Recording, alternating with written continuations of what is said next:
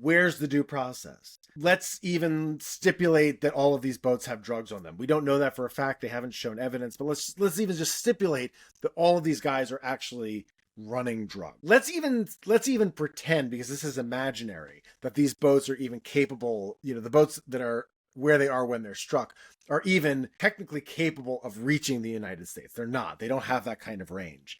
And in order to get that kind of range and that kind of fuel and those number of engines on the boat, you wouldn't be able to carry a lot of cocaine. Also, the Trump administration has ginned up a lot of consent for this by bringing up the specter of fentanyl, because fentanyl is a crisis in the United States. A lot of people know people who have lost their lives to overdoses on fentanyl or on fentanyl-laced other substances.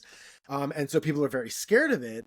And so Trump tried to tie Venezuela to fentanyl, and all these boats to fentanyl, but fentanyl doesn't come from South America. It doesn't come from Venezuela at all. Venezuela is not really a drug-producing country, and it's certainly not a fentanyl-producing country. So that's just completely made up.